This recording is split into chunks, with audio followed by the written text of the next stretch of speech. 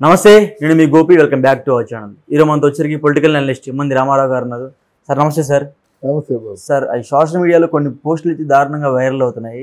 YCP fans శ్రీరెడ్డిని కొరడాలతో కొడుతున్నట్టుగా కొన్ని పోస్టులు అయితే వైరల్ అవుతున్నాయి. ఆమె కూడా కొన్ని రోజు నుంచి సోషల్ మీడియాలో కానీ అదేవిధంగా బయట ఎక్కడ కనిపించట్లేదు. సో అసలు ఆమెకు నిజంగానే ఆ వైసీపీ ఫ్యాన్స్ ఒక రూమ్లో వేసి కొరడాలతో కొడుతున్నారా, లేకపోతే ఏమైనా ట్రోల్స్ మాత్రమే అంటారు? ఇక్కడ శ్రీరెడ్డి తాలూకు జీవితాన్ని పాడు చేసిన మహానుభావుడు రామ్ గోపాల్ వర్మ.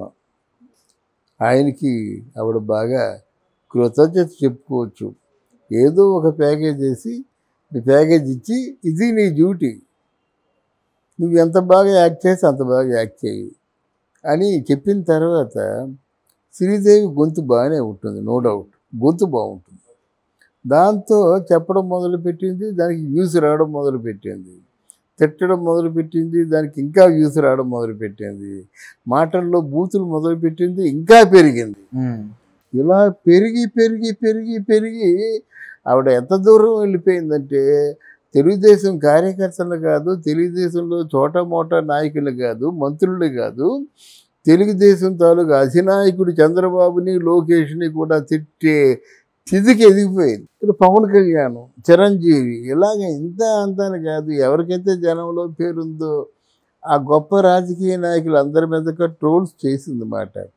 దానివల్ల వ్యక్తిగతంగా లాభపడ్డది కానీ తన క్యారెక్టర్ని తన అసాసినేషన్ చేసుకుంది. నేను ఇది ఇప్పుడు బైరెడ్డి సిద్ధార్థ రెడ్డికి ఒక రాత్రి పెళ్ళాన్ని అవుతానంటే నీ క్యారెక్టర్ నువ్వు చెప్పుకున్నట్టే కదా. మరి ఒక రాత్రి పెళ్ళమైనటువంటి విలయాల నీతులు ఎలా చెప్తుంది? నువ్వు చెప్పినవన్నీ నీతులైతే ఈ మాట నువ్వు అన్నావు కదా. రకరకాల ప్రశ్నలు వస్తాయి. ఇప్పుడు ఏం చెప్తున్నారంటే వైఎస్ జగన్మోహన్ రెడ్డి తాలూకు ఓటమికి ప్రధాన కారకుల్లో రోజా శ్రీరెడ్డి రోజా అని చెప్తారన్నమాట. వాళ్ళ తాలూకు ఎందుకు ఓటమి అయిపోయిందో అని పూర్తిగా సన్నిహితులతో ఒకసారి పూర్తిగా రివ్యూ చేసుకుంటే అందులో ముందు నిలబడే వ్యక్తులు రోజా, శ్రీరెడ్డి, కొడాలి.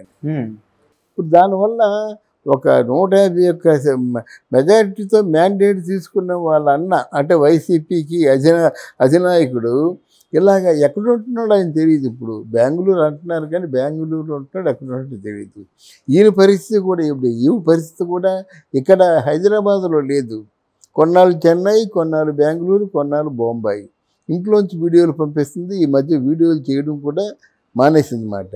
కానీ వైసీపీ వాళ్ళకి తెలుస్తుంది కదా, ఆవిడ వేరే బోర్డ్స్ ఎక్కడున్నాయో తెలిస్తే కదా. దానికి దేహశుద్ధి చేస్తున్నారు. వంగలపూడి అనిత కూడా ఆవిడకి వెంటనే అరెస్ట్ చేయండి, ఎక్కడున్నా అరెస్ట్ చేయండి అంటే వాళ్ళు ఇప్పుడు ఏం చేస్తున్నారంటే ఎవరో తెలిసిన వాళ్ళ చేత ఫోన్ చేయించి ఆవిడ ఫోన్లో మాట్లాడితే దాన్ని మనకి ఆ ఫోన్లో ఉన్నటువంటి మాటల ద్వారా ఫోను వచ్చిన ప్రదేశం కనుక్కొని ఎలాగైనా ఫైండ్ అవుట్ చేసి మూసేద్దామన్నటువంటి స్థిర నిర్ణయంతో ఉన్నారు. ఈలోగా పోలీసులు చేయవలసిన పని వైసీపీ వాళ్ళే చేస్తున్నారు. అంతే, నీ వాళ్ళే నిన్ను కొడతారు ఎక్కడైనా సరే, వేరే వాళ్ళు కొట్టరు. అంటే ముఖ్యంగా శ్రీరెడ్డి అదేవిధంగా కొంతమంది ఎవరైతే వైసీపీ ఎమ్మెల్యేలు వాళ్ళు మాట్లాడిన మాటలకి వైసీపీ పార్టీ ఓడిపోయిందంట. అవునండి, అంతే. అది కారణానికి వచ్చామని కొట్టడానికి. యూఆర్ రైట్ అండి. ఎందుకంటే ఎవరైనా అడ్డగోలుగా మాట్లాడితే మనమేనా అంతేనండి. మనం మాట్లాడుతుంది కొన్ని లక్షల మంది చూస్తున్నారు. మనకొక క్రెడిబిలిటీ ఉంటుంది. నేను సహజంగా ఎవరికి భయపడను, నా పేరుని చూసి నేను భయపడతాను. ఎందుకంటే అలాగే మీ పేరుని చూసి భయపడాలి. That is you Gopi. మీ పేరుకి మీరు మీ తాలూకు వ్యక్తిత్వానికి మీరు భయపడినప్పుడే ఒక అడుగు ముందుకేయగలుగుతారు. జంకు గుంకు ఏమి లేకుండా ముందుకు వెళ్ళిపోతుంటే ఎంతకైనా ముందుకు వెళ్తావు. అక్కడికి వెళ్ళేసరికి ఒక టర్నింగ్ ఉంటుంది, టర్నింగ్ తిరగాల. తిన్నగా వెళ్ళిపోతానంటే గుద్దుకుంటా పడతావు. ఆ తర్వాత మిగతా ఏర్పాట్లు జరిగిపోతాయి. ఆ తలే పగులుతుందో ఏమి చేస్తుంది, చిన్నగా వెళ్ళిపోయావు, నా దారి రహదారి అనుకుంటే పడ్డామే. అది కాకుండా అక్కడున్న పరిస్థితులకు అనుకూలంగా, ప్రజలకు అనుకూలంగా, ఒక్కొక్కసారి ప్రజలకు అనుకూలంగా మన మనసును మార్చుకొని వాళ్ళ మాటనే ఫాలో అవ్వాల్సి వస్తుంది. అదే ప్రజా పరిపాలన. ప్రజానాయకుడికి ఉండవలసిన లక్షణం అదే మాట. అంటే ఇంత జరుగుతున్నా సరే వైసీపీలో ఇప్పుడు ప్రస్తుతం ఉన్న ఎమ్మెల్యేలు ఎవరైతే 9-10 మంది ఉన్నారు వాళ్ళు కూడా ఎందుకు మాట్లాడట్లేదు అంటారు?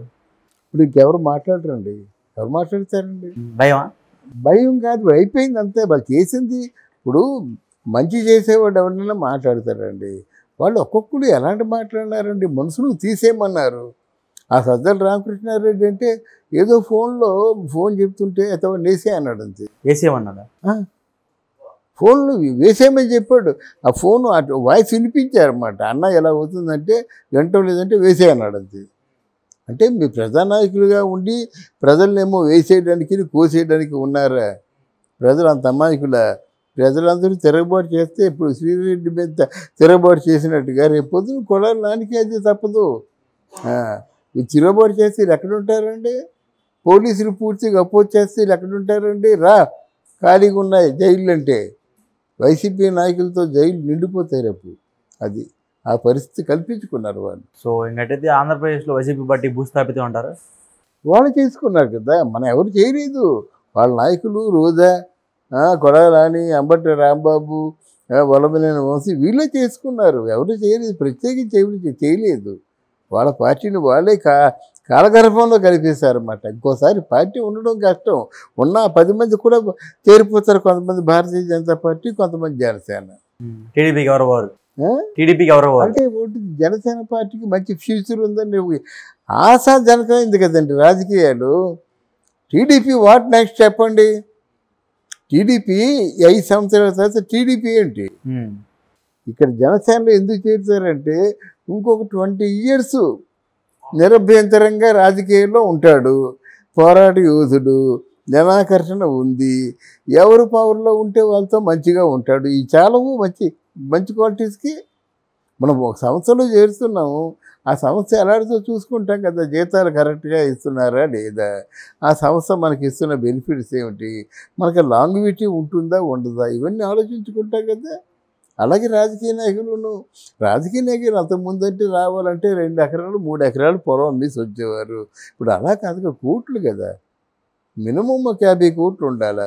అంటే స్థిరాస్తులను నమ్ముకుంటే కానీ రాజకీయాల్లో రారు.